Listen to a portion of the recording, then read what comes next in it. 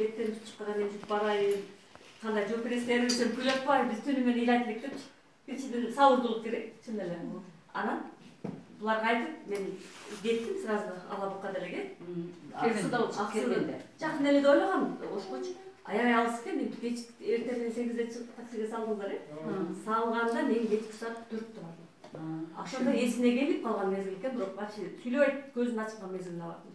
Сразу шаарга апаралы десем.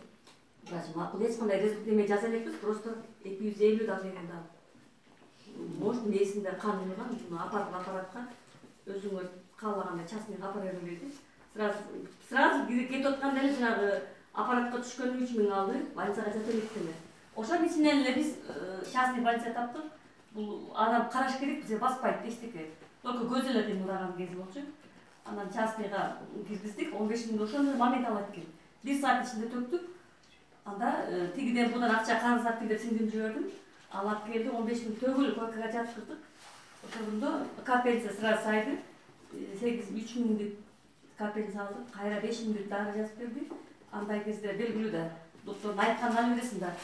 Бир күн ичти, аябай ашкыларып атып атат деди. Сүйлөйт, бирок баспайт, памперс менен жатып калды да. Андан кийин булар менен сүйлөшүп, сыйраздар бир контракт дедим.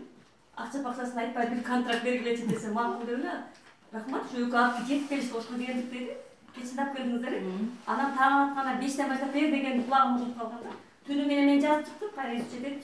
Канча мүнөттө бериш керек, кайсы убакта барам. 5 болсун деп 3тө жатып алгам. 5ке чейин апам можжевелиевый маслодан баштап бердим да. Ошону айтты, эртераак бер, анан калганын бер деген эсимде бар. Жазып алып, берейин десем, 4тө айтты, мен аябай кыйналып атам. Болгон денем жанчылып атат. Деди анан, тура тур, мен дагы 5 деген болуп калдым. 5ке чейин чыдарбыз деп атам, 5 болгондон. Бир кичинекей чайный ложка масло бердим, арчаны май деген экен да. Бергенен мага жарым саат өтүп дагы беришим керек да. 15-20 минут айтты, ай кыз мага эмне бердиң деди. Ушун түнүнө эле бербейсиңби, кайра мени урушуп баштады. Өзү кыймылдабайт, дили эле бар да. Мага эмне бердиң деген сөйтүп сүйлөп калды да. Эмне деген дары бердик, доктурдун кайсы дарысын бердиң?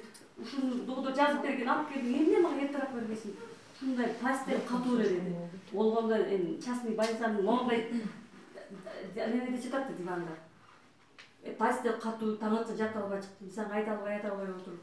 Таң атканда бирдеме берем дедим, мен дары берет. Ушуну түндө бербейсиң деп урушуп баштады, эмне дегенде майды ичкенен жыргап калыптыр да. Эмне болгон экен, аябай сону сезип атат. Да эми оюндар доктордун дарысын ойлоп атат да. Ар 10 мүнөт эле жанагындай. Аларчадан, прополистен тигин берип атып саат 6 болду. 6да мен турам деди да. Эмне болду? Турам деди. Өзүм барам туалетке деди. Частный жакында. Таң калдым да, бирок кичине кармап кой деди. Анан кийин барып, келгенде жетип тамак келди. Жейм деди. Ага же кусуп, катуу мээ кеткен кусап турбайбы? Жок эле десең кусуп атканда, кыймылдаганда эле кусуп аткан жок. Туалетке барып кел, өзүм барам. Честиги памперсин деди. Анан ушу сүйлөп, майды ичкенден кийин майды анан кийин настойкага ичти. Кальций ичелек болчу. Тамак менен деген каша келсем, алып келе берчи, куссам кусарым деп. Кашаны жегенен кийин сразу 3 кальций берди.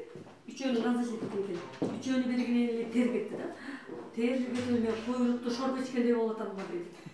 Мындай тер кетип эле болду анан обедтегисин бердим, кечкисин бердим. 3 күндө өзү басып жака чыгып калды. Доктор вообще постельный режим 10 күн чыгбайт деген да. Жок, 3 күндө эле өзү кирип өзү чыганан сизди контрактынан бекер отурбай контрактты жаздырып коюн деди. Апасынын результаты менен бүт тууган урукка анан кийин апасы өзү айта баштаптыр. Ушундай бир сонун неме бар экен, алгыла. Көрүп келгендердин баарын өзү айтып атат. Мына зымырат ушунча акча чыкты. Эки адамдын 2 сиңдисин жаздырды. Жатып алып 76. 2 сиңдим жазылды, өкөнө акча канча чыгат мага дейт. Ай мага ошо акчаны дейт, акча бербеди. Мага продукция алып берди. Бол, мага канча чыкты деди. А сага канча чыкты? Ошого продукция. Азыр 2000 сом чыкты да. Мага мен айлык албайм зарплата дейт. Пенсия. Мага только продукциясын жөнү. Ушун дайындады. Тигиден бер, будан бер кирген досторуна эле айтып атат. Анан результат сатуу деген ушул десем. Кудай буйрса мен бизнесим жүрөт. Эми кимди айтсам экен, мен Ошко барып башкаларга продукция заказ бергендерди тиги окутууна бешкирипти. Келгиче 3 айылдап келип коет телефондон. Тиги уксун, теги досум уксун, бул уксун. Тигини тизе несі ооруйт, давлениесі шығып. Ошол заказ алып келдим да. Ичкиле мына мен басып калдым. 240 таблета, мен там жарылыш керек экен да. Бирок жарылбаптыр, бирок все равно доо кеткен да. Бирок резко мээси ордуна келди да. Анан дугдур ойлоду. Мен ошол күндөн баштап алган баягы 3000 компенсияны алды, бирок таблетканы бир да ичкен жок. Пачка соч кайрылып келди. Бир да ичкен жок. Сен ашказан ачып атат, ичпейин деди.